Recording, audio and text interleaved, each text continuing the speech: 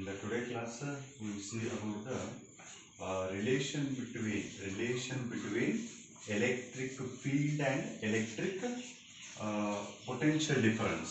So ಇವೆರಡು ಕೂಡ ನಾವು ಡಿಫರೆಂಟ್ ಚಾಪ್ಟರ್ಸ್ ಅಲ್ಲಿ ಸ್ಟಡಿ ಮಾಡ್ತಕ್ಕಂಥ ಕಾನ್ಸೆಪ್ಟ್ಸ್ ಯಾವ್ದ್ರಿ electric field and potential difference. So potential difference ಅಂದ್ರೆ ಫೀಲ್ಡ್ ಆಲ್ರೆಡಿ ನಿಮ್ಗೆ ಗೊತ್ತಿರೋದು, ಆಮೇಲೆ ಎಲೆಕ್ಟ್ರಿಕ್ ಫೀಲ್ಡ್. ಈ ಎಲೆಕ್ಟ್ರಿಕ್ ಫೀಲ್ಡ್ ಎರಡು ನೋಡ್ಬೇಕಿನ್ನ ಏನು ರಿಲೇಷನ್ ಬರ್ತದ ಅನ್ನೋದನ್ನ ನಾವಿಲ್ಲಿ ನೋಡ್ತೀವಿ. So in order to derive this, what we will do in the sense, we will take a charge plus q. Okay. So as we know, around this charge there will be a presence of the electric field. Okay. Within this electric field, we will consider the 2 points. One point is A, another point is B. The separation between the 2 points is delta r, the small distance we will take, and we will measure the distance from A to B. From A to B we will measure, and the direction of electric field is like this. In the sense, the direction of measurement and direction of electric field both are opposite in manner. ಅಂದ್ರೆ ಎರಡು opposite ಆಗಿರ್ತವೆ. ನಮ್ಗೆ ಗೊತ್ತಿರ್ತಕ್ಕಂಥ basic idea ಏನಪ್ಪಾ ಅಂತಂದ್ರೆ, ಈ potential difference is equal to the work done in moving unit positive charge from A to B ಅಂತಂದ್ರೆ potential difference equal to formula ಏನು ಬರ್ತದ್ರಿ, potential difference equal to work done per unit charge ಅಂತ ಬರ್ತದೆ. So that is ನಾವು literal ಆಗಿ ಏನು ತಗೋತೀವಪ್ಪ, potential difference is equal to the work done ಅಂತ ತಗೋತೀವಿ. ಹೌದಾ? ಇಲ್ಲಿ ನಾವು potential difference ಅಂತ ನೋಡ್ಬೇಕಾಗಿತ್ತಂದ್ರೆ ಅದನ್ನ ನಾವು ಡೆಲ್ಟಾ ವಿ ಅಂತ ತಗೋತೀವಿ. Delta V in the sense difference in the potential ಅನ್ನ, ದಟ್ ಈಸ್ ಈಕ್ವಲ್ ಟು ಇಲ್ಲಿ ಏನು ಬರ್ತೀನಿ ನಾನು, E delta R cos theta ಅಂತ ಬರ್ತಿದ್ದೀನಿ. ಸೊ ಈ delta R cos theta formula ಎಲ್ಲಿಗೆ ಬರ್ತಪ್ಪ ಅಂತಂದ್ರೆ, ಫಸ್ಟ್ ಇಯರ್ ಅಲ್ಲಿ ನಿಮ್ಗೊಂದು ಫಾರ್ಮುಲಾ ಬರ್ತದ, ವರ್ಕ್ ಡನ್ ಫಾರ್ಮುಲಾ. ಏನಪ್ಪ work done formula? W equal to F S cos theta ಅಂತ ಫಾರ್ಮುಲಾ ಬರ್ತದೆ. ಆ ಸಿಮಿಲಾರಿಟಿ ಒಳಗ ಇದು ಎಫ್ ಎಸ್ ಕಾಸ್ ಥೀಟಾ ಇದ್ದಂಗೆ. Okay. So work done formula basic ಆಗಿ ಯೂಸ್ ಮಾಡ್ಬೋದು. ಈಗ ಈ ಎಲೆಕ್ಟ್ರಿಕ್ ಫೀಲ್ಡ್ಗೆ ಆಮೇಲೆ ಡೈರೆಕ್ಷನ್ ಆಫ್ ಮೆಜರ್ಮೆಂಟ್ ಎರಡು ಏನದಾವ್ರಿ ನಮಗಿಲ್ಲಿ ಎಂಟಿ ಪ್ಯಾರಲ್ ಲೈನ್ಸ್ಗಳು ಅದಾವ. ಹೌದಾ? ಎಂಟಿ ಪ್ಯಾರಲ್ ಲೈನ್ಸ್ ಅಂತಂದ್ರೆ ಒಂದು ಲೈನ್ ಈ ಕಡೆ ಅದ, ಇನ್ನೊಂದು ಲೈನ್ ಈ ಕಡೆ ಅದ. ಸೊ ಎರಡು ಆಂಗಲ್ ಎಷ್ಟು ಕ್ರಿಯೇಟ್ ಆಗ್ತದೆ ನಮಗಿಲ್ಲಿ? 180 ಡಿಗ್ರಿ ಕ್ರಿಯೇಟ್ ಆಗ್ತದೆ. ಹೌದಾ? ಈ 180 ಡಿಗ್ರಿ ಆಂಗಲ್ ಏನಾಗ್ತದೆ ನಮ್ಗ ಇಲ್ಲಿ ಅದನ್ನ ಇನ್ಸರ್ಟ್ ಮಾಡ್ಕೊಳ್ತೀವಿ. ಓಕೆ. ಸೊ ಕಾಸ್ ಆಫ್ 180 ಏನ್ ಬರ್ತದೆ ನಮಗಲ್ಲಿ? -1 ಬರ್ತದೆ. ಕಾಸ್ ಆಫ್ 180 ಈಕ್ವಲ್ ಟು ಏನ್ ಬರ್ತದೆ ನಮ್ಗೆ ಆನ್ಸರ್ ಅಲ್ಲಿ? -1 ಡಿಗ್ರಿ ಅಂತ ಬರ್ತದೆ, -1 ಅಂತ ಬರ್ತದೆ ವ್ಯಾಲ್ಯೂ. ಸೊ ಇದನ್ನ ಇದರ ಫಿಲ್ಅಪ್ ಮಾಡಿದ್ರೆ delta V equal to minus of E into delta R ಅಂತ ಬರ್ತದೆ. ಸೊ ಈಗ ಈ ರಿಲೇಷನ್ ಅಲ್ಲಿ ಏನ್ ಮಾಡ್ತೀವಿ ನಾವು, ಇ ಅನ್ನ ಕಾನ್ಸ್ಟೆಂಟ್ ಆಗಿರ್ತೀವಿ, ಇದನ್ನ ಈ ಕಡೆ ಟ್ರಾನ್ಸ್ಫರ್ ಮಾಡಿದ್ರೆ ಇದನ್ನ ಏನಂತ ಬರಿಬಹುದು ನಾವು, E equal to minus of D V by D R ಅಂತ ಬರೀಬಹುದು. ಹೌದಾ? ಈಗ ನಾವೇನ್ ತಗೋತೀವಿ, ಆ ಸ್ಮಾಲ್ ಡಿಸ್ಟೆನ್ಸ್ ಇರೋದ್ರಿಂದ as the delta R tends to 0, ಆ ರೀತಿ ಕಡಿಮೆ ಡಿಸ್ಟೆನ್ಸ್ ಅದು ಕವರ್ ಆಗೋದ್ರಿಂದ ನಾವು ಅದನ್ನ ಎಕ್ಸ್ಪ್ರೆಷನ್ ಅನ್ನ ಕ್ಯಾಲ್ಕುಲಸ್ ಫಾರ್ಮ್ ಅಲ್ಲಿ ಬರೀಬೇಕಾಗಿತ್ತಂದ್ರ ಯಾವ ರೀತಿ ಬರಿತೀವ್ರಿ, E equal to minus d V by D R ಅಂತ ಬರಿತೀವಿ. ಅಂದ್ರೆ ಇಲ್ಲಿ ಏನ್ರಿ, ಈ delta V by delta r ಇದನ್ನ ಸ್ಮಾಲ್ ಚೇಂಜ್, ಈ d V by D r ಏನ್ ಹೇಳ್ಕೊಡ್ತದೆ ನಮ್ಗ ಡೆಫಿನೆಟ್ ಚೇಂಜ್ ಅನ್ನ ಹೇಳ್ಕೊಡ್ತದೆ. So E equal to minus dV by dr. It is the relation between the electric field and the potential difference. Okay. So here we have seen what is the relation between electric field and the electric potential. That is E equal to minus of dV by dr. Here the negative sign shows that the direction of the electric field is in decreasing potential. ಅಂತಂದ್ರೆ ಈ electric field ಯಾವ direction ಆಗಿರ್ತದಪ್ಪ ಅಂದ್ರೆ decreasing potential ಒಳಗೆ ಇರ್ತದ ಅಂತ ಹೇಳ್ತಾರೆ. ಅದನ್ನ ನಾವು ನೆಗೆಟಿವ್ ಪೊಟೆನ್ಷಿಯಲ್ ಇಂದ ಇಂಡಿಕೇಶನ್ ಮಾಡ್ತೇವೆ ಅಂತ ಹೇಳ್ತಾವೆ. ನಾ ಹೇಳಿದ್ರೆ ನಿಮ್ಗೆ ಚಾರ್ಜ್ ದಿಂದ ನೀವು ಯಾವ ರೀತಿ ದೂರ ಹೋಗ್ತೀರಿ ಆ ರೀತಿ ಪೊಟೆನ್ಷಿಯಲ್ ಏನ್ ಹಾಕೋತ್ ಬರ್ತದ ರೀ, ಡಿಕ್ರೀಸ್ ಹಾಕೋತ್ ಬರ್ತದ. ಎಲೆಕ್ಟ್ರಿಕ್ ಫೀಲ್ಡ್ ಡೈರೆಕ್ಷನ್ ಏನಿರ್ತದ ರೀ, ಡಿಕ್ರೀಸಿಂಗ್ ಡೈರೆಕ್ಷನ್. ಸೊ ಆ ಡಿಕ್ರೀಸ್ ಅಂತ ಹೇಳಕ ಏನ್ ಮಾಡ್ತೀವಿ ನಾವು, ನೆಗೆಟಿವ್ ಸೈನ್ ಅನ್ನ ಯೂಸ್ ಮಾಡ್ಕೊತೀವಿ. ನೆಕ್ಸ್ಟ್ ಇದರಲ್ಲಿ ನಾವು ನೋಡ್ತಕ್ಕಂಥ ಇಂಪಾರ್ಟೆಂಟ್ ಕಾನ್ಸೆಪ್ಟ್ ಅಥವಾ ಟರ್ಮ್ಸ್ ಯಾವ್ದಪ್ಪ ಅಂದ್ರೆ ಈ d V by D r. ಈ d V by D r ಅನ್ನ ನಾವ್ ಏನಂತ ಕರಿತೇವಪ್ಪ ಅಂತಂದ್ರೆ that is called potential gradient ಅಂತ ಕರಿತೀವಿ.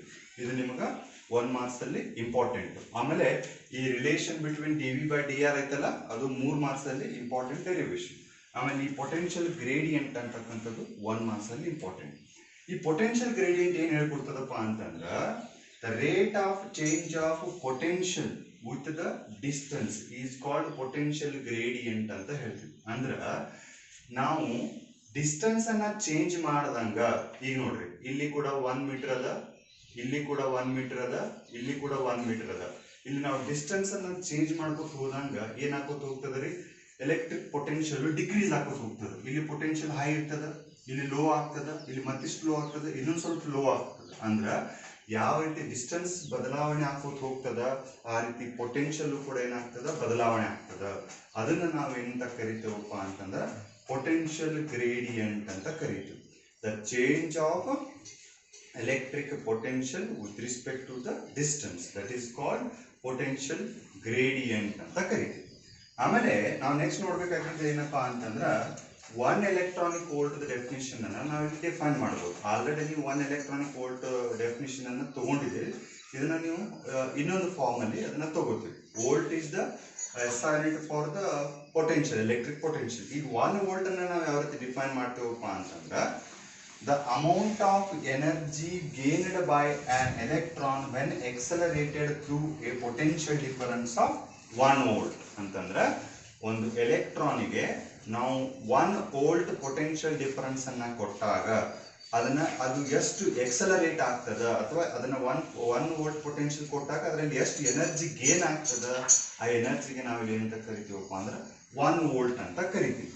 ಇದನ್ನ ನಾವು 1 ವೋಲ್ಟ್ ಡೆಫಿನಿಷನ್ ಅಲ್ಲಿ ಹೇಳ್ಬೋದು. ಅಲ್ಲಿ ಮೊದಲಿನ ಪ್ರೀವಿಯಸ್ ಡೆಫಿನಿಷನ್ ಕೂಡ ಯೂಸ್ ಮಾಡ್ಬೋದು ಅಥವಾ ಈ ಡೆಫಿನಿಷನ್ ಯೂಸ್ ಮಾಡ್ಬೋದು. ಇಲ್ಲಿ ನೀವು ನೋಡ್ತಕ್ಕಂಥ ಇಂಪಾರ್ಟೆಂಟ್ ರಿಲೇಷನ್ ಏನಪ್ಪಾ ಅಂತಂದ್ರೆ 1 electronic volt equal to ಏನ್ ಬರ್ತದಪ್ಪ ಇಲ್ಲಿ 1.6 into 10 - 19 ಜೌಲ್ ಅಂತ ನಮಗೆ ಬರ್ತದೆ.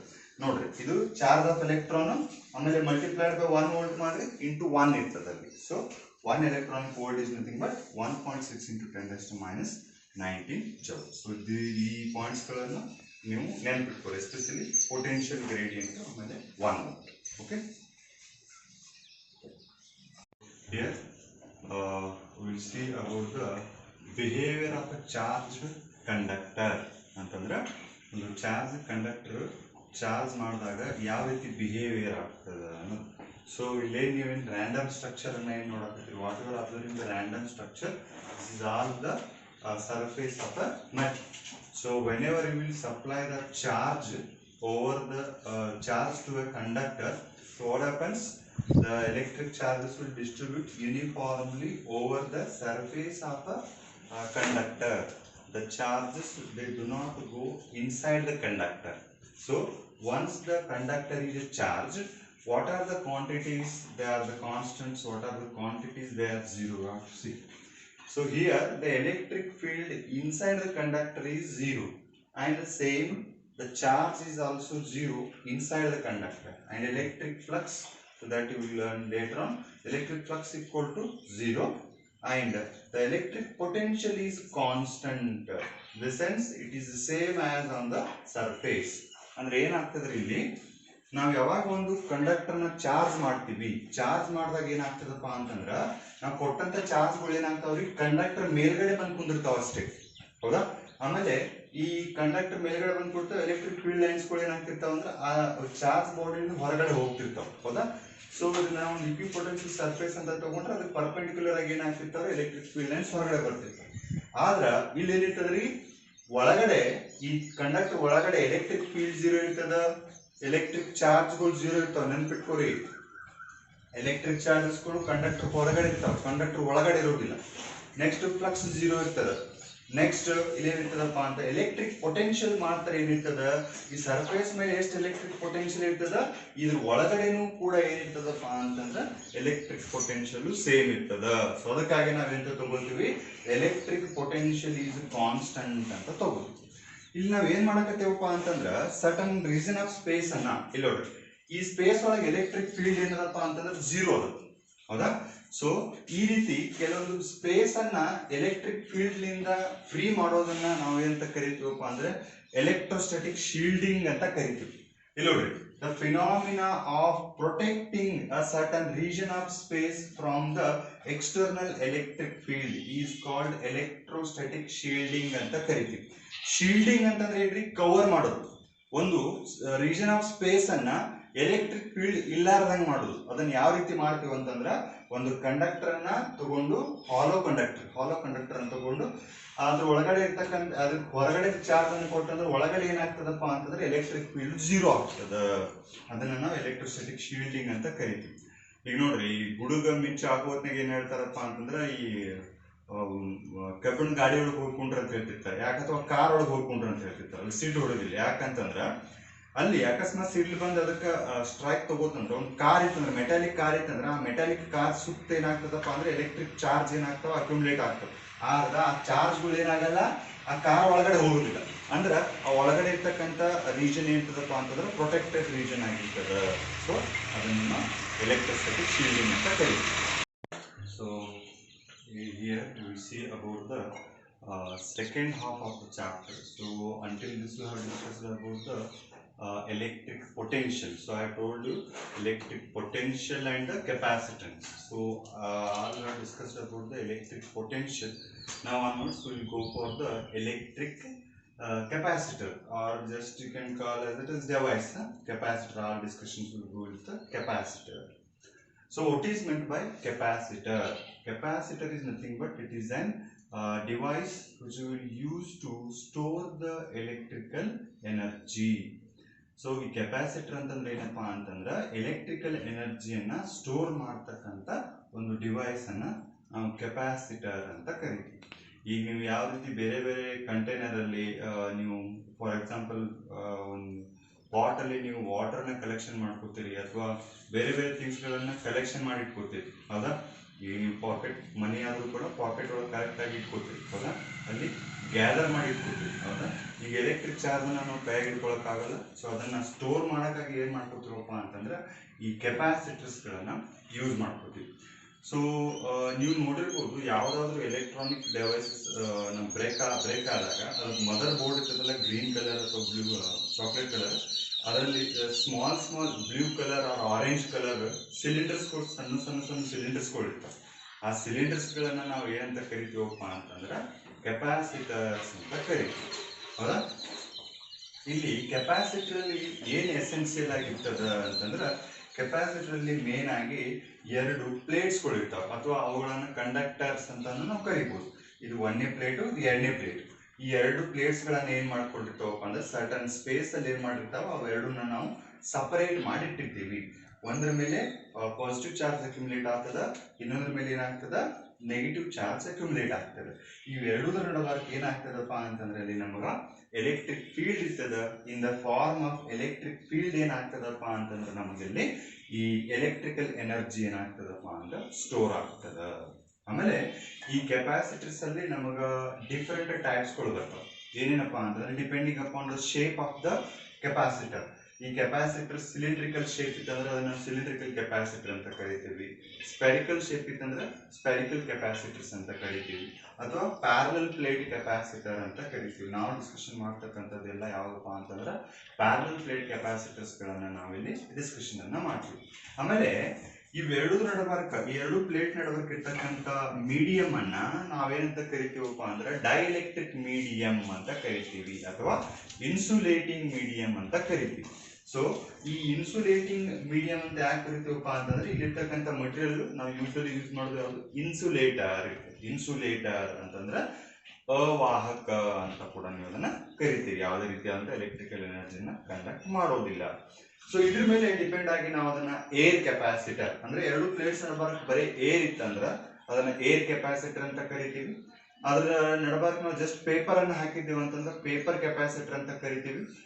ಮೈಕಾ ಅಂತಂದ್ರೆ ಕಾಗೆ ಬಂಗಾರ ಅಂತ ಹೇಳ್ತಾರೆ. ಸೊ ಅದನ್ನ ನೀವು ಅಲ್ಲಿ ಹಾಕಿದ್ರಿ ಅಂತಂದ್ರೆ ಮೈಕಾ ಕೆಪಾಸಿಟರ್ ಅಂತ ಕರಿತೀವಿ. So depending upon the material will use inside the capacitor.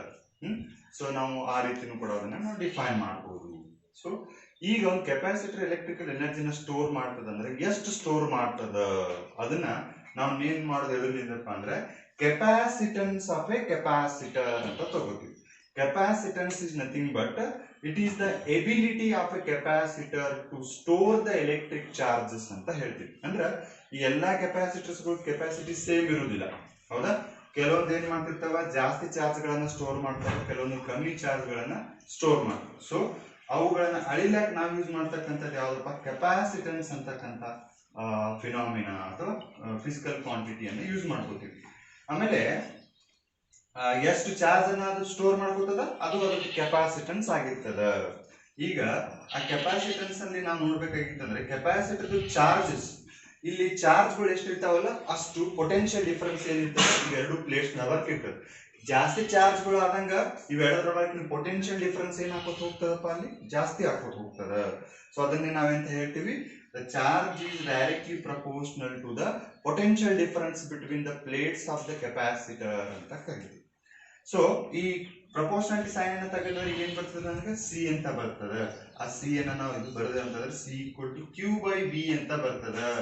ಇಲ್ಲಿ ಸಿ ಅಂತಂದ್ರೆ ಏನಪ್ಪಾ ಅಂತಂದ್ರೆ ಕೆಪಾಸಿಟನ್ಸ್ ಅಂತ ಕರಿತೀವಿ. ಕೆಪಾಸಿಟನ್ಸ್ ಆಫ್ ಕೆಪಾಸಿಟರ್ ನಾನು ಸಿಂಪಲ್ ಫಾರ್ಮುಲಾ ಬರೀಬೇಕಾಗಿತ್ತಂದ್ರೆ C equal to Q by B ಅಂತ ಬರೀತೀವಿ.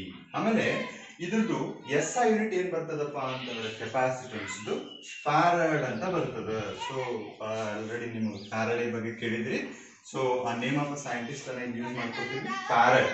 Farad it is the S I unit use to measure the capacitance of a capacitor. ನಾವೀಗ 1 ಫ್ಯಾರಡ್ ಅನ್ನ ಡಿಫೈನ್ ಮಾಡ್ಬೇಕಾಗಿತ್ತಂದ್ರ ಯಾವ ರೀತಿ ಡಿಫೈನ್ ಮಾಡ್ತೀವಿ ನೋಡ್ರಿ, ಈ ಫಾರ್ಮುಲಾದಾಗ ನೋಡ್ರಿ. If the 1 coulomb of charge is accumulated on the plate, if 1 coulomb of charge, either it will be positive or negative.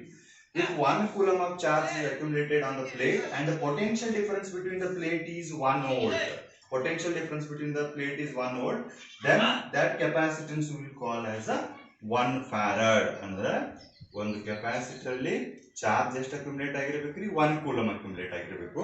ಎರಡರೊಳಗಿನ potential difference ಎಷ್ಟು ಇರಬೇಕ್ರಿ, ನಮಗಲ್ಲಿ 1 ವೋಲ್ಟ್ ಇರಬೇಕು. ಆಗ ಅದನ್ನು ನಾವು 1 ಫ್ಯಾರಡ್ ಅಂತ ಕರಿತೀವಿ. ಓಕೆ, ಆಮೇಲೆ ಇದರಲ್ಲಿ ನಮ್ಮ ಕಾಂಬಿನೇಷನ್ಸ್ ಗಳು ಬರ್ತಾ ಹೋಗ್ತಾವ, ಆಮೇಲೆ ಡೆರಿವೇಶನ್ಸ್ ಗಳು ಕೂಡ ಬರ್ತಾ ಹೋಗ್ತಾವ. ಸೊ ಈ ಡಿವೈಸಸ್ ಬಗ್ಗೆ ಕರೆಕ್ಟ್ ಆಗಿ ನೀವು ತಿಳ್ಕೊಳ್ಳಿ. Okay, we'll see about the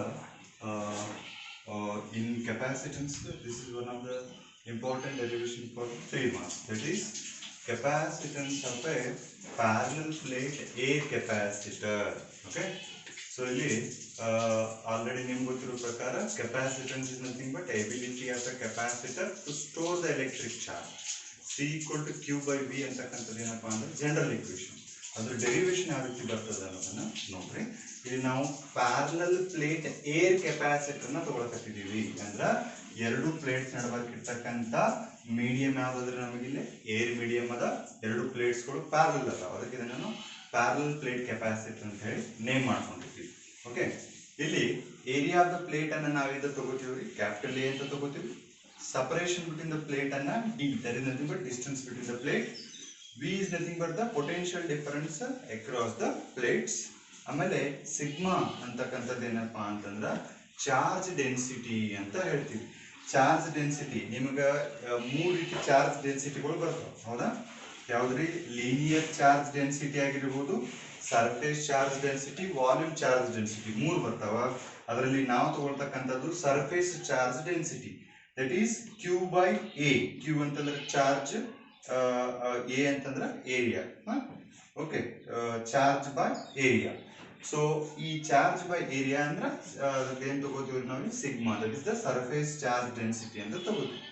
ಈಗ electric field by a charged conductor, ಒಂದು ಚಾರ್ಜ್ಡ್ ಶೀಟ್, ಇದನ್ನ ನಾವೇನ್ ತಗೋತೀವಿ? ಫಸ್ಟ್ನೇದು ಒಂದೇ ಚಾರ್ಜ್ ಶೀಟ್ ಅನ್ನ ತಗೊಂಡ್ವಿ ಅಂದ್ರೆ ಒಂದು ಚಾರ್ಜ್ ಶೀಟ್ ಎಲೆಕ್ಟ್ರಿಕ್ ಫೀಲ್ಡ್ ಅನ್ನ ನಾವು ಯಾವ ರೀತಿ ಕಂಡುಹಿಡಿತೀವಿ? Sigma divided by 2 epsilon naught ಅಂತ ಬರ್ತದ. ಸಿಗ್ಮಾ ಬೈ 2 ಎಪ್ಸಿಲಾನ್ ನಾಟ್ ಇದು ಎಲ್ಲಿ ಬಂದಿತ್ತಪ್ಪ ಅಂತಂದ್ರ ಇಲ್ಲಿ ನಿಮ್ಗ ಗಾಸ್ ಲಾ ಅಂತ ಬರ್ತದೆ. ಫಸ್ಟ್ ಚಾಪ್ಟರ್ ಅಲ್ಲಿ ಗಾಸ್ ಲಾದಲ್ಲಿ ಒನ್ ಆಫ್ ದ ಅಪ್ಲಿಕೇಶನ್ ಅಲ್ಲಿ ಈ ಡೆರಿವೇಶನ್ ನಿಮ್ಗೆ ಗೊತ್ತಾಗ್ತದೆ. ಅಂದ್ರೆ ಒಂದು ಚಾರ್ಜ್ಡ್ ಶೀಟ್ ಇತ್ತಂದ್ರ ಚಾರ್ಜ್ ಶೀಟ್ ಲಿಂದ ಬರ್ತಕ್ಕಂತ ಎಲೆಕ್ಟ್ರಿಕ್ ಫೀಲ್ಡ್ ಎಷ್ಟಿರ್ತದಪ್ಪ ಅಂದ್ರೆ ಈ ಸಿಗ್ಮಾ ಡಿವೈಡೆಡ್ ಬೈ 2 ಎಪ್ಸಿಲಾನ್ ಇರ್ತದ.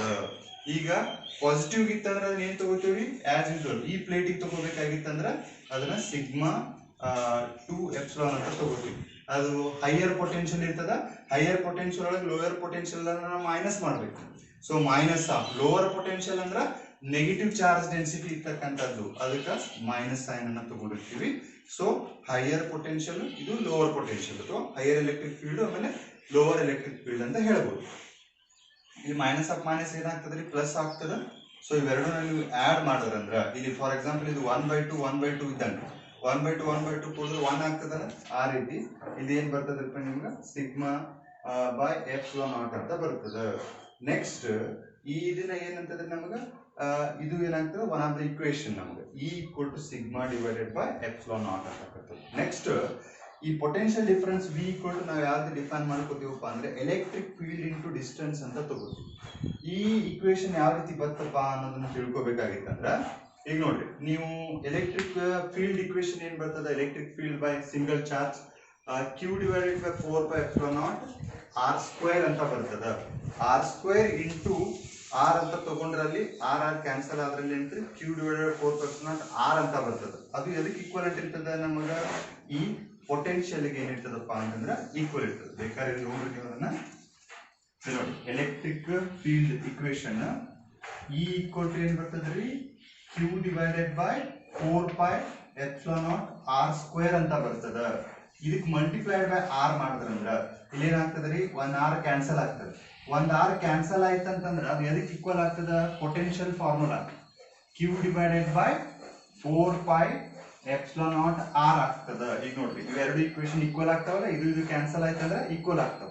ಅದರ ಅರ್ಥ ಇಲ್ಲಿ ಏನ್ ಬರೀಬಹುದು ನಾವು, E = ಇಲ್ಲಿ ಏನದ, ಇದೆಲ್ಲಾ ಟರ್ಮ್ ಅನ್ನ ಏನಂತ ಬರೀತೀರಿ, ಇಲ್ಲಿ V ಅಂತ ಬರೀತೀರಿ. ನೆಕ್ಸ್ಟ್ r ಅಂತ ಬರೀಬಹುದು. ಇಲ್ಲಿ r ಅಂತ ಬರೆಯುವ ಬದಲಿ r ಅನ್ನ ನಾನು ಏನಂತ ತಗೊಂಡಿನ್ರಿ, r = d ಅಂತ ತಗೊಂಡ್ರಿ. ಅದಕ್ಕಾಗಿ ಇಲ್ಲಿ E = ನಾ ಏನಂತ ಬರ್ದಿನ್ರಿ, V × d ಅಂತ ಬರ್ತೀನಿ. ಇದೆಲ್ಲ ನಿಮ್ಗೆ ಅಡಿಷನಲ್ ಪಾಯಿಂಟ್ ಅಲ್ಲಿ ಕವರ್ ಆಗ್ತದೆ. Okay, so okay, V = E × d, electric field into distance between the plate. ಇಲ್ಲಿ E ಅಂತಂದ್ರೆ ಇಲ್ಲಿ ಏನ್ ಬಂದಿತ್ತಪ್ಪ ನಮಗೆ, sigma divided by epsilon naught. Sigma divided by epsilon naught, D ಗೆ D ಇಡ್ರಿ. ನೆಕ್ಸ್ಟ್ ಇಲ್ಲಿ ಸಿಗ್ಮಾ ಅಂತಂದ್ರೆ ಏನಪ್ಪ ನಮಗ, Q/A. ಆ Q/A ಇದ್ರಾಗ ಫಿಲ್ ಅಪ್ ಮಾಡಿದ್ರೆ ಏನ್ ಬರ್ತದ, Q divided by A epsilon naught ಅಂತ ಬರ್ತದೆ. ಸಿಗ್ಮಾ ರಿಪ್ಲೇಸ್ ಮಾಡಿ ನೀವು ಏನ್ ಬರೀತೀರಿ, ಇಲ್ಲಿ Q/A ಅನ್ನ ಬರೀಲಾಕತ್ತೀರಿ, multiplied by D as it is. ಹೌದಾ? ಈಗ ಏನ್ ಮಾಡ್ತೀರಪ್ಪ ಅಂದ್ರೆ this is all equal to ಏನಿರ್ತದ್ರಿ, ಇಲ್ಲಿ V ಇರ್ತದೆ. ಹೌದಾ, V. ಈಗ ಇಲ್ಲಿ ಏನ್ ಬರೀತೀರಿ, ಎರಡು ಕ್ರಾಸ್ ಮಲ್ಟಿಪ್ಲಿಕೇಶನ್ ಮಾಡ್ಕೊಳ್ಳಿ. ಕ್ರಾಸ್ ಮಲ್ಟಿಪ್ಲಿಕೇಶನ್ ಮಾಡ್ಕೊಂಡ್ರ ಇದನ್ನ ಈ ಕಡೆ ತಗೋರಿ, ಇದನ್ನ ಈ ಕಡೆ ತಗೋರಿ. ಹೌದಾ? ಸೊ Q ಡಿವೈಡೆಡ್ ಬೈ ಇಲ್ಲಿ ಏನಾಗ್ತದೆ, ಇದು ಈ ಕಡೆ ತಗೊಂಡ್ ಬರ್ತಿದ್ರಿ ಅಂತಂದ್ರೆ V ಬೈ Q ಆಗ್ತದ. ಇದು A ಎಪ್ಸಿಲಾನ್ ನಾಟ್ ಆಗ್ತದ. ಅವು ಎರಡನ್ನ ರಿವರ್ಸ್ ಮಾಡ್ಕೊಳ್ಳಿ. ರಿವರ್ಸ್ ಮಾಡ್ಕೊಂಡ್ರೆ ಏನಾಗ್ತದ, ಇಲ್ಲಿ ನಮ್ಗ ಇಲ್ಲಿ ನೋಡ್ರಿ, ಇಲ್ಲಿ ಏನ್ ಮಾಡಕತ್ತೀರಿ, ಈ Q ಅನ್ನ ಈ ಕಡೆ ಡಿವೈಡ್ ಮಾಡ್ತೀವಿ, V ಬೈ Q ಆಗ್ತದ. ಆಮೇಲೆ ಇದು ಏನಾಗ್ತದೆ, A ಎಪ್ಸಿಲಾನ್ ನಾಟ್ ಇಲ್ಲಿ D divided by A epsilon naught ಆಗ್ತದೆ. ಈಗ ಅದನ್ನ ರಿವರ್ಸ್ ಮಾಡಿದ್ರೆ ಏನಾಗ್ತದೆ, Q ಬೈ V ಅಂತ ಬರೆದ್ರೆ ಇಲ್ಲಿ A epsilon naught by D ಅಂತ ಬರೀತೀವಿ. ಸೊ ಈ ರೀತಿ ಯಾಕೆ ಈ ರೀತಿ ನಾವು ಅದನ್ನ ಮಾಡ್ತೀವಿ ಅಂತಂದ್ರೆ, ನಮಗೆ Q ಬೈ V ಅಂತಂದ್ರೆ ಏನ್ ಬರ್ತದಪ್ಪ ಅಂದ್ರೆ ಕೆಪಾಸಿಟನ್ಸ್ ಬೇಸಿಕ್ ಫಾರ್ಮುಲಾ ಬರ್ತದೆ. ಯಾವುದು, Q ಬೈ V = C ಅಂತ ಬರ್ತದೆ. ಸೊ ಇಲ್ಲಿ Q ಬೈ V ಅನ್ನ ರಿಪ್ಲೇಸ್ ಮಾಡಿದ್ರೆ C ಅಂತ ಬರೀತೀವಿ. C = A epsilon naught by D ಅಂತ ಬರ್ತದೆ. ಇದು ಏನಪ್ಪಾ ಅಂತಂದ್ರೆ ನಮ್ಗ expression for the capacitance of A parallel plate air capacitor ಅಂತ ಬರ್ತದೆ.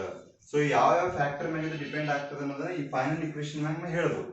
ಇಲ್ಲಿ ನೋಡಿ, ಕೆಪಾಸಿಟನ್ಸ್ ಆಫ್ ಎ ಕೆಪಾಸಿಟರ್ ಎದ್ರ ಮೇಲೆ ಡಿಪೆಂಡ್ ಆಗ್ತದ, ಒಂದೇದು ಏರಿಯಾ ಆಫ್ ದ ಪ್ಲೇಟ್ ಮೇಲೆ ಡಿಪೆಂಡ್ ಆಗ್ತದ, ಪರ್ಮಿಟಿವಿಟಿ ಆಫ್ ಮೀಡಿಯಂ ಮೇಲೆ ಡಿಪೆಂಡ್ ಆಗ್ತದ, ಆಮೇಲೆ separation between the medium of the plate ಮೇಲೆ ಅದು ಡಿಪೆಂಡ್ ಆಗ್ತದೆ. ಓಕೆ, ಸೊ ನೆಕ್ಸ್ಟ್ ಕ್ಲಾಸ್ ಅಲ್ಲಿ ಕಾಂಬಿನೇಷನ್ ಆಫ್ ಕೆಪಾಸಿಟರ್ಸ್ ಗಳನ್ನ ನಾವು